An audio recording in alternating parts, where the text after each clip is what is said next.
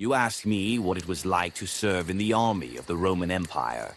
Sit closer to the fire, traveler.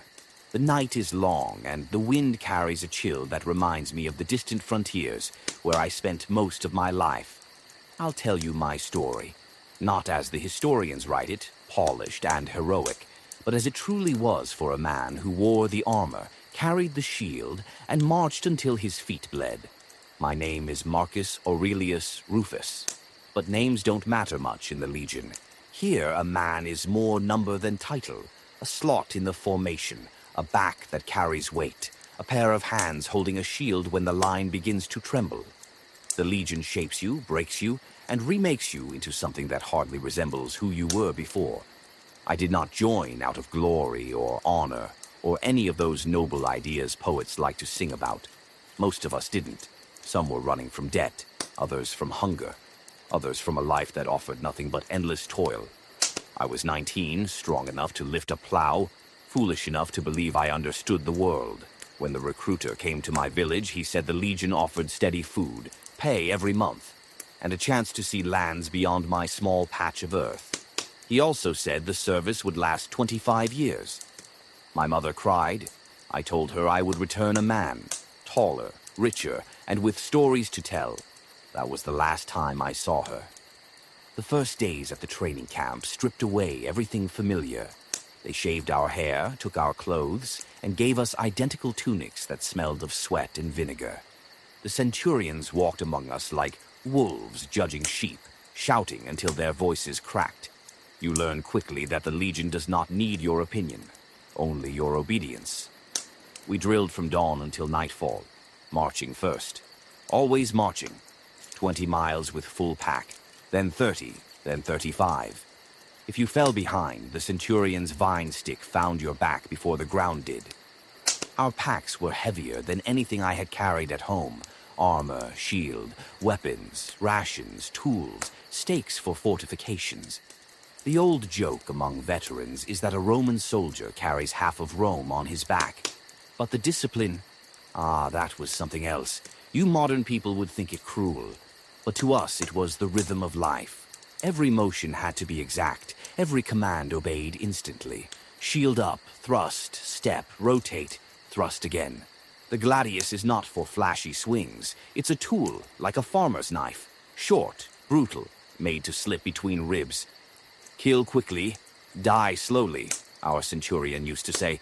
That is the Roman way. After months of this, sweat, blood, bruises, and more sweat, they gave us our helmets and shields. For the first time, I saw myself in a polished bronze surface, and I barely recognized the face staring back. Harder eyes, straighter back. A man shaped by discipline, no longer a village boy. When they marched us out to join Legio Susixferata, I felt pride. Fear, too, though none of us admitted it. The veterans welcomed us with laughter. "Welcome to the furnace," one said. "Let's see if you melt," said another. And then our real life began. The life of endless roads, cold camps, distant frontiers, and battles that never unfolded like the stories promised. But I'll tell you everything, traveler. We have time, and the fire is warm. Life in the Roman army is not measured in battles. It is measured in steps, tens of thousands of them, day after day, until the earth itself seems to move beneath your feet, even when you're standing still. If you truly want to understand what it meant to be a legionary, you must understand the march. We marched at dawn, always at dawn. Not the soft golden light you might imagine. No, the kind of dawn where the air bites your skin, where the mist clings to your sandals, and where your body screams for more sleep, but your centurion screams louder. Our packs, we called them sarcinae, dug into our shoulders, the leather straps rubbing skin raw. Inside were tools, rations, spare clothing, a cooking pot, a cloak, weapons, a small shovel, a saw, and sharpened wooden stakes. A legionary was not only a fighter, he was a builder, a courier, an engineer, a laborer. Rome demanded strength in both peace and war. When we marched, the columns stretched for miles, armor clinking, shields knocking against thighs, dust rising in thick clouds that coated your tongue. Horses snorted, mules brayed, and the standards, the aquila, Our eagle shimmered above us like the eye of the gods themselves. Every man watched that eagle. Lose it, and you lost the honor of the entire legion. Some days were silent. Other days, the veterans told stories to keep our minds sharp. Tales of German forests where the trees hid ghosts, of deserts where the sun drank the life from your bones, of tribes who fought like wolves and feared nothing, not even death. I learned quickly that the Legion is a family forged by hardship. When your feet blister, another man gives you a strip of linen. When your water runs out, he shares his flask. When you collapse on the ground after the 20th mile, he pulls you up by the arm because if you fall behind, the centurion punishes everyone, not just you. At midday, we stopped briefly to eat. Our meals were simple. A handful of dry bread, sometimes cheese, sometimes olives, sometimes nothing more than a swallow of wine to soften the dryness. A legionary learns not to complain. Complaints do not fill your stomach. But the work did not end once we reached our destination. No matter how tired we were, no matter how far we had marched, we built a camp. Every single night, entrenchments, ditches, timber walls, watchtowers, tents aligned like a grid. It was slow, precise, exhausting labor. Why? Because a Roman soldier sleeps safely only behind Roman walls. The enemy could attack at any moment, and Rome tolerated no surprises. When the camp was finished, often after hours of digging and lifting, we finally sat by the fires. That moment, the warmth on your face, the ache in your legs, the smell of smoke mixing with the leather of your shield. That was when the Legion felt like home. The veterans played dice. The younger ones sharpened their blades, and somewhere a man always sang a song of a place he missed. You asked what it felt like to live this life. It felt like belonging to something larger than yourself. A machine powered by sweat and iron, discipline and fear, duty and pride. You learned to endure more than you ever thought possible. You learned to trust the man beside you with your life. And just when you began to think you understood everything, the enemy appeared. Time wears down a legionary more surely than any enemy's blade. At first, when you are young, you think the march will go on forever and your body will endure anything. Heat, cold, hunger, sleepless nights, the grind of armor against your shoulders. But after a few years, you begin to understand that the Legion does not simply train you. It carves you. My armor, the Lorica segmentata, seemed light when I first put it on. It shone like a promise, each plate polished, each strap stiff and new. But after years of service, the leather darkened with sweat, the metal bore dents from spear tips, and every hinge and buckle groaned like an old man's joints. Putting it on became a ritual. Adjust the plates, tighten the straps, test the weight, breathe in, breathe out. The armor aged with me. The shield, my scutum, was even more personal. I carried the same one for over a decade. Its wooden core was cracked from countless impacts. Its paint had faded from bright red to the dull color of dried dust. Its metal boss was scratched and dented like the moon's surface. A shield becomes an extension of your body. You know its weight, its balance, the way it catches your forearm. When a man loses his shield, he loses more than equipment. He loses a piece of himself. By the 10th year of service, my body had changed. My hands were thick with calluses, my shoulders broad, my back strong but aching each night. My feet were a map of blisters and scars. We joked that a legionary could be recognized by 3 things: his walk, his smell, and the dents in his armor. But the years brought more than pain. They brought understanding. I learned how to read terrain the way farmers read the sky. Where could the enemy hide? Where would they flank us? Where could we build a camp quickly? A veteran sees danger long before the horns sound. I learned the rhythm of military life. When to conserve energy, when to push, when to hold my breath, when to pretend I wasn't afraid so the young recruits wouldn't panic. We became teachers without realizing it. The new boys watched us constantly. If we walked calmly, they relaxed. If we tightened our grips, they swallowed hard. But time also meant loss. Friends I had marched with for years, men I had eaten with, fought beside, laughed with, were taken by fever, ambushes, accidents, or a blade they never saw coming. No matter how strong the Legion was, death always marched with us, just a step behind. There was Gaius, who could lift a barrel of wine like it was a loaf of bread. There was Publius, the best slinger I ever saw. There was Lucius, quiet, thoughtful, always writing letters home he never finished. One by one they were gone. Their gear was collected, their pay recorded, their names scratched into a wooden board before the rain washed them away. A legionary learns not to ask, why him?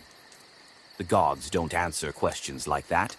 Still, even as the years weighed on me, something else grew, a strange sense of belonging. You come to realize that you are part of a chain stretching back centuries, men who fought under Marius, Caesar, Augustus. You carry their traditions, their discipline, their iron will. When you march in their footsteps. That pride is what keeps you moving when your legs want to give out. But even pride cannot stop time, and eventually, the day came when our legion was sent into one of the hardest campaigns of my life. A campaign where the enemy was not just fierce, but relentless. The campaign that followed tested every skill, every lesson, every scar the legion had carved into me. We were sent far north, deeper into hostile territory than many believed wise. Even the officers spoke quietly when the orders arrived. The tribes beyond the frontier were not like the ones we had fought before. These were hardened warriors, sons of harsh winters and dark forests, men who believed the land itself protected them. When we marched north, the air grew colder each day. The forests thickened, swallowing the sunlight. Fog drifted low over the ground like a living spirit. We could feel eyes watching us long before we saw a single enemy. The first attack came at dawn.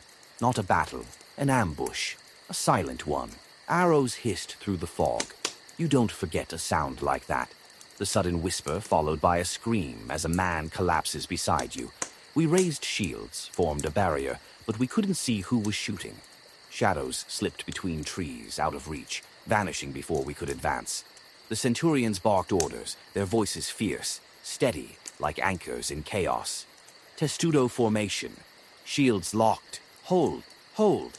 We moved like a single creature, shells of wood and iron protecting us as arrows clattered overhead.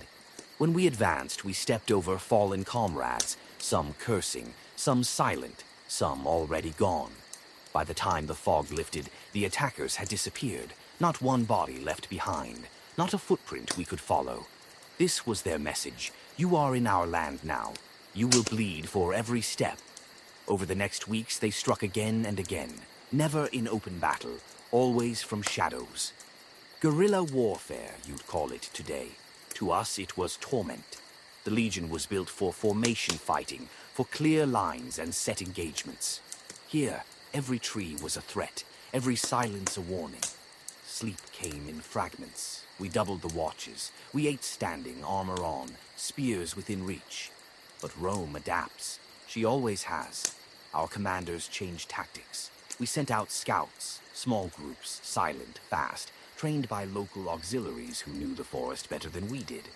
We built temporary forts closer together, so no patrol was ever too far from help. We set traps, dug hidden pits, strung lines with metal bells to detect movement at night. Slowly, painfully, we regained control. And then came the true battle. It happened near a river swollen from early rains. The enemy, perhaps emboldened by their ambushes, decided to face us openly at last. Thousands of them lined the opposite bank, painted shields, long hair braided, spears raised high. Their chieftain stood at the center, shouting a challenge we could hear even over the roar of the water. We formed ranks. The eagle was raised high, drums thundered, the river foamed white as we advanced into its freezing depths. Halfway across, they charged. The water slowed us. Their spears darkened the sky. Men staggered, slipped, drowned, were dragged back by comrades holding onto shield rims and armor straps. But the Legion does not break. We reached the opposite bank step by brutal step, teeth chattering, muscles burning. When we climbed out of the water, soaked and freezing, we slammed into their line like iron smashing wood. What followed was chaos. the kind of chaos only those who have fought in tight formations can understand.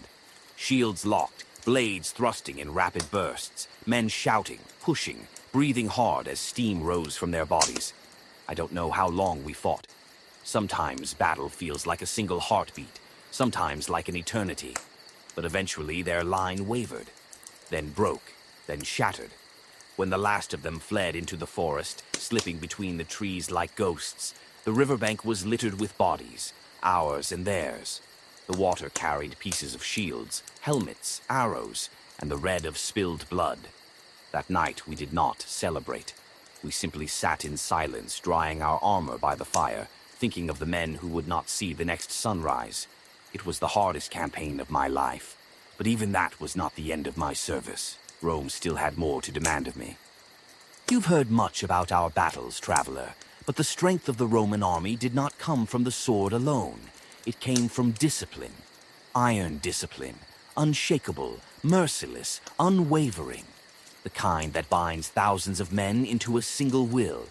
To understand the Legion, you must understand its punishments. A legionary could endure hunger, rain, exhaustion, pain, but nothing terrified us more than breaking discipline. Not even the enemy inspired such fear. A centurion's vine staff, the vites, was the symbol of Roman order. If you hesitated, if you marched out of line, if you let your shield drop, that staff found your back instantly. Not out of cruelty, but necessity. In battle, a single weak link could shatter an entire formation. A shield lowered at the wrong time didn't mean one man died. It meant the line broke, and dozens followed.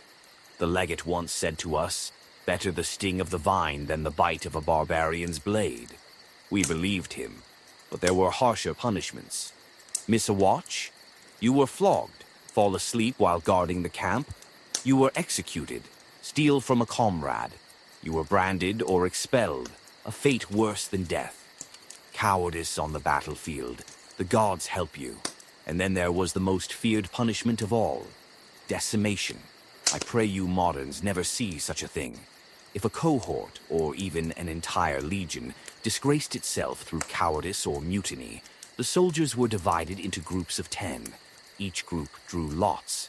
The man who drew the unlucky stone was beaten to death by the other 9, his own comrades, while officers watched in grim silence. The message was clear. Rome does not tolerate weakness. Rome does not forget failure. Rome demands strength, even in punishment. But it wasn't only cruelty. There was order in everything, even reward. A soldier who proved himself could rise quickly. Promotions were rare, but meaningful. A good man could become an optio, then a centurion, feared by all, respected by many. I served under a centurion once who had survived 20 battles and lost half his face to a German axe. When he shouted, we didn't hear his voice. We felt it in our bones. Rewards came in other forms too. Better rations, double pay, gifts of land, shares of plunder, praise before the legion. Honor mattered. Reputation mattered. A man who fought bravely could earn the corona muralis, the crown given to the first over an enemy wall. Few ever lived to claim it. Still, all of this discipline came with a price. We joked that a legionary had 2 masters, his centurion and his own fear of shame. Shame was the true weapon of Rome. We would endure anything rather than fail our brothers in formation. I have seen men with arrows in their shoulders refuse to step out of the line. I have seen soldiers who could barely breathe hold their shields high to protect the man next to them. I have seen warriors dying on their feet because collapsing would open a gap and doom their comrades. That is discipline. Not the lash, not the punishments, but the bond between us, forged under the weight of fear, duty, and pride. And yet, even in this rigid world of rules and punishment, there were moments of humanity, moments that reminded us we were more than tools of war, moments of laughter, of friendship, of warmth in the coldest places on earth. You might think a legionary's life was nothing but battle and discipline, steel on bone, mud on boots, orders shouted until your ears rang. But if that were all, no man would survive 25 years of service. No, What truly kept us alive were the moments in between. Let me tell you what a Roman military night really felt like. When the day's march ended, when the camp was built and the watch posts manned, when the sun dipped behind the hills and the cold crept in, that was when the Legion breathed. The clang of armor faded, the shouting ceased, the dust settled. What you heard instead were crackling fires, the low hum of conversation, the clatter of dice, the soft strumming of a soldier's lyre. Those campfires were our refuge, small islands of warmth in a sea of darkness. We gathered around them in groups, 8 men to a tent, 8 men to a fire. Your contubernium, that was your family more than anything else. You cooked together, marched together, fought together. When a man from your tent fell in battle, the emptiness beside you at night was heavier than any shield. Around the fire, ranks didn't matter much. A simple legionary could joke with an optio. A grizzled veteran might share wine with the newest recruit. The centurions would still glare at us from time to time, making sure we weren't getting too loud. But even they softened after sunset. We told stories, some true, many exaggerated. We argued about which province had the best wine. We teased the new recruits for polishing their armor too much. We mocked each other's snoring, cursed the cold, prayed for dry weather, and laughed at jokes so stupid they would make a philosopher cry. And sometimes we fell silent. Not from fear, but from memory. A man would stare into the fire and think of home. A mother, a child, a woman waiting somewhere far away. I remember Marcus, a proud Spaniard who carried a carved wooden figure his father gave him. Every night he held it for a moment before sleep, whispering a prayer not even we were allowed to hear. Others wrote letters, short, clumsy, heartfelt.